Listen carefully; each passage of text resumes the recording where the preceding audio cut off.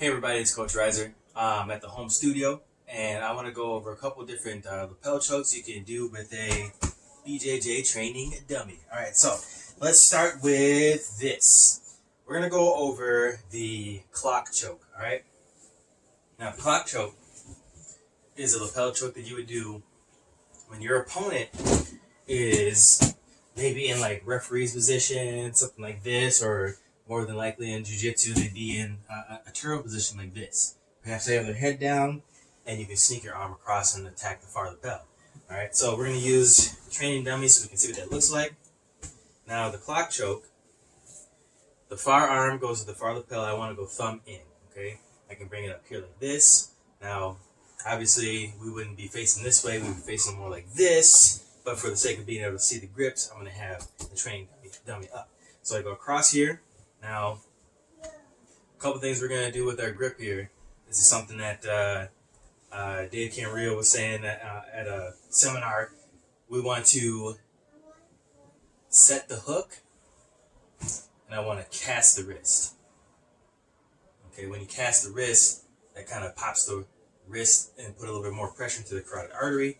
All right, same thing with setting the hook. It takes all of the material of the lapel and then puts it in nice and tight. So, as we're here, let's say we're in turtle position, okay, I can reach across, I can get this lapel, I go thumb in, all right, I want to set the hook. I can do that two different ways. I can pull it back, like I'm taking my elbow and going like this, or depending on your size, your body type, and your style, you can throw yourself over the top like this to set the hook, okay? Today I'm just going to show the pull back. That's what I'm going to do. So I pull back, set the hook, I cast the wrist, all right, here, and now we're going to borrow from wrestling. We're going to spiral ride.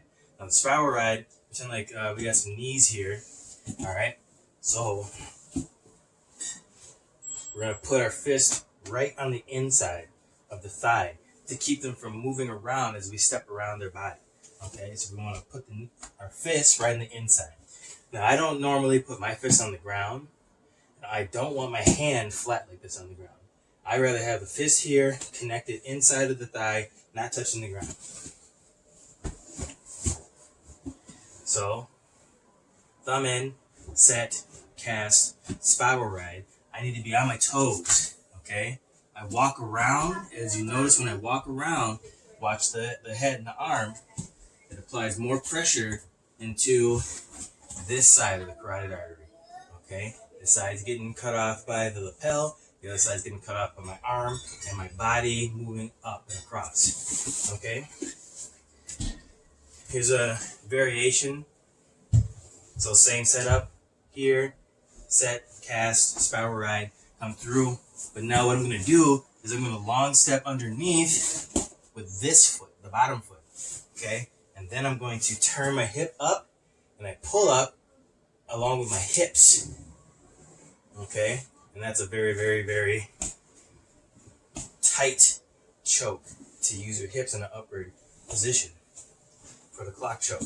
All right, let's show how to do the loop choke. All right, another lapel style choke. So for this one, let's say I'm in closed guard, I stand in base, I have the deep cross collar. Okay, now it actually works better if you have a lower grip than the deep cross collar. And plus, this is less of a threat when you have the lower grip. So if I go here, I stand in base, and I can take and pull their head down, and so the front of their neck goes into my forearm here, and my elbow pokes up through like this. Let's turn so you can see. I want to feed this over the top, and it interlocks into the break of my elbow, okay? So now this elbow kind of goes down, and this elbow goes up. Okay, and you can imagine how that cinches down on the neck. So here, here, here. Okay?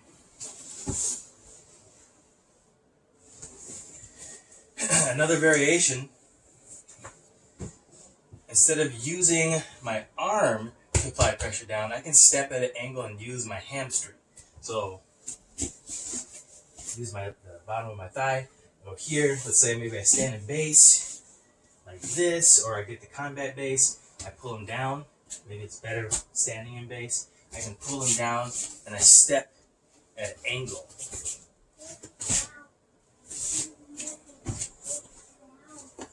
Pull them down.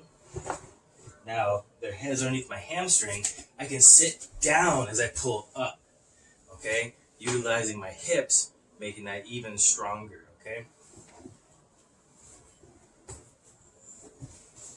So there is the loop choke with a variation where we can use our legs and hips. And also the clock choke was before that. Alright, there you have it.